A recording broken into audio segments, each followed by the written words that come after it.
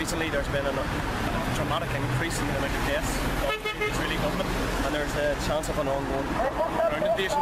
Tanks are lined at the border, and there's threats being made by the Israeli government that this will be a long-term ground offensive.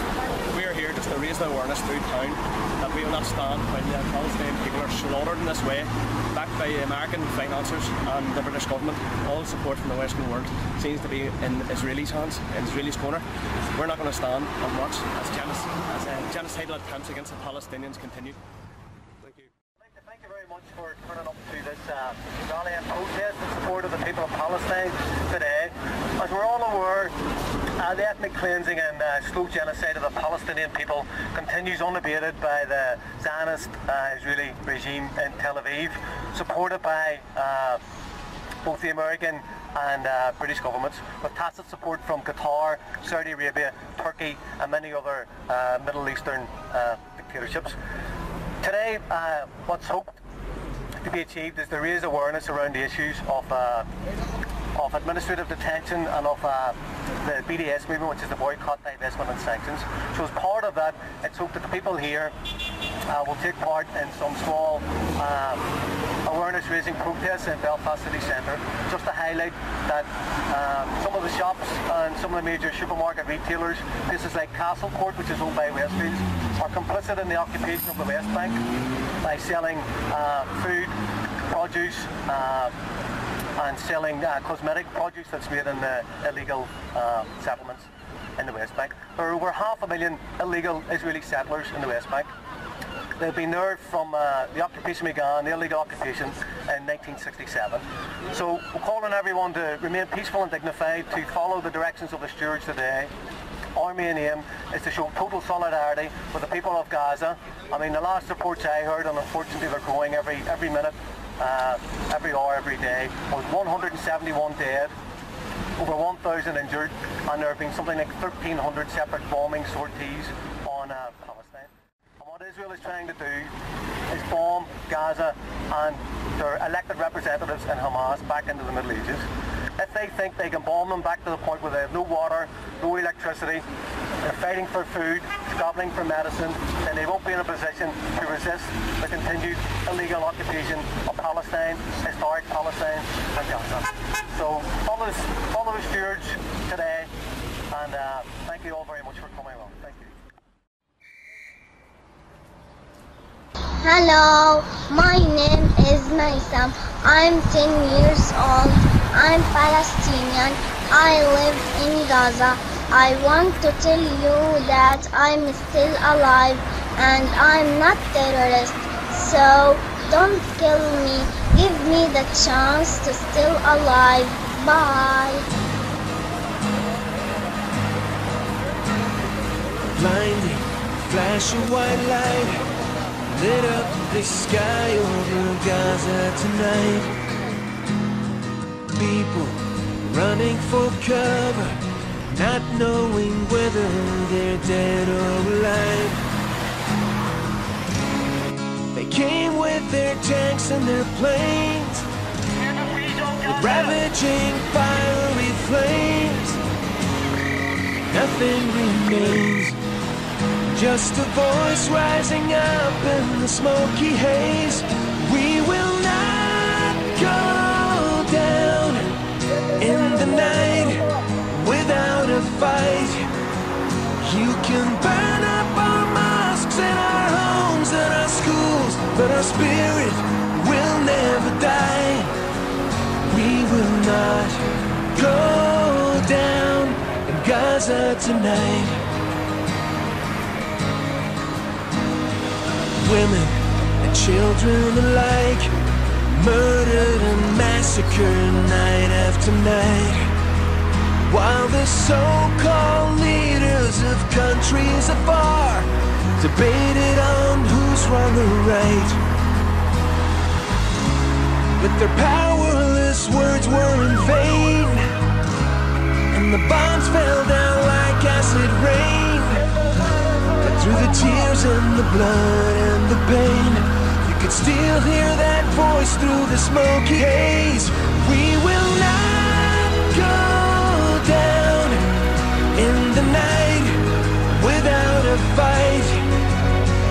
can burn up our mosques and our homes and our schools, but our spirit will never die. We will not go down in Gaza tonight.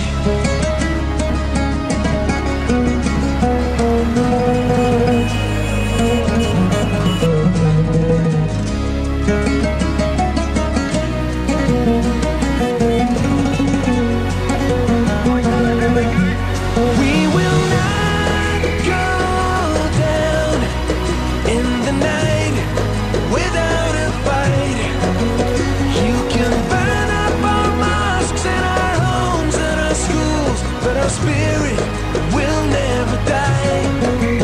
We will not go down in the night without a fight. We will not go down in Gaza tonight.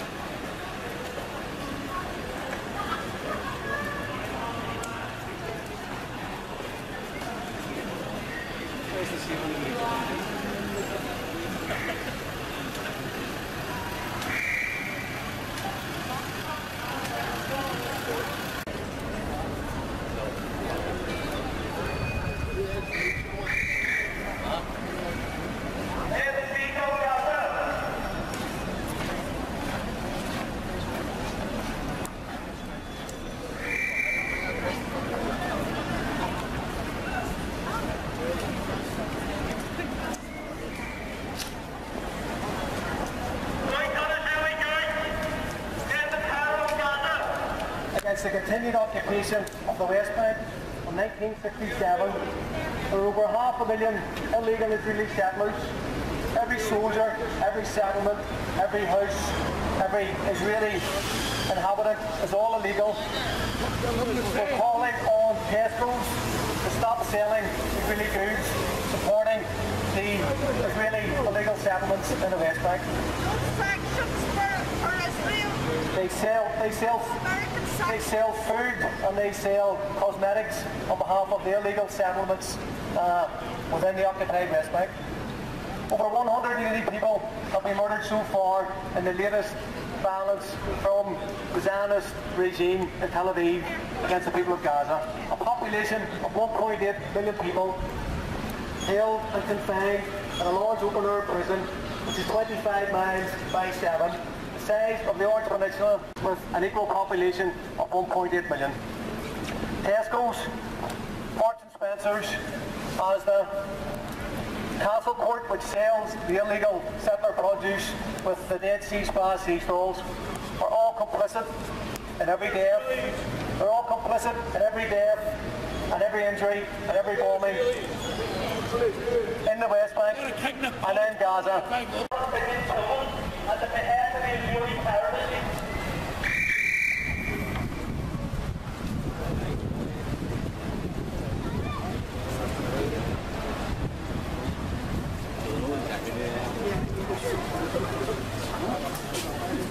Stop the slaughter! Stop the slaughter! I hear food for the people that starve. Stop the slaughtering! I hear food for the people that starve. Americans putting them down. Who the heck are they here? Stop the slaughtering!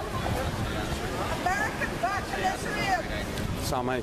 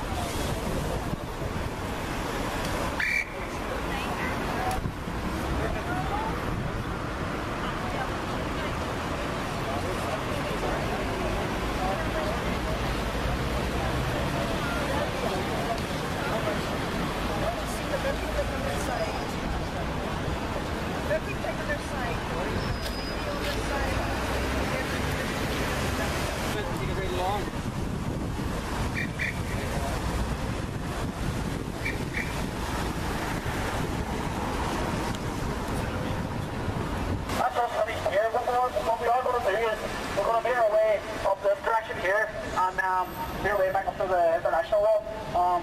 Again, I want to thank everybody for coming along. As you see, there's a heavy police presence here. At the end of the day, we're here to highlight the death of innocent Gaza, people in Gaza. They're here to highlight, I don't know what they're here to highlight, you would know, I don't know. Slaughter! Thanks.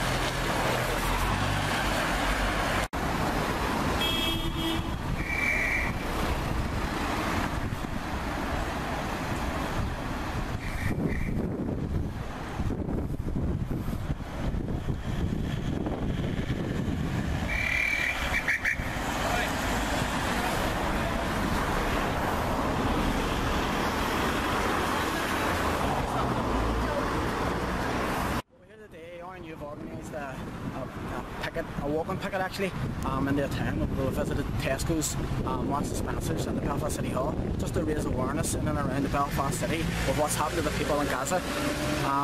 The media has turned a blind eye to what is going on. There's men, women and children, all innocent, being murdered, being bombed from above. Nobody seems to be heard, so we say that we will give them a voice in the Belfast, and we done so. I want to thank all the groups that came and individuals. Where did you come along today? I came along because I'm an independent activist for Palestine, and I'm going to support any and all groups that are doing their best as RNU as well to highlight what's happening in the slow ethnic cleansing and genocide of people of the West Bank. And let's not forget, while the Israelis are actually bombing Gaza, there's 500,000 illegal settlers. There was a young boy shot dead outside Hebron last night. Hebron's on fire. Gaza's getting bombed.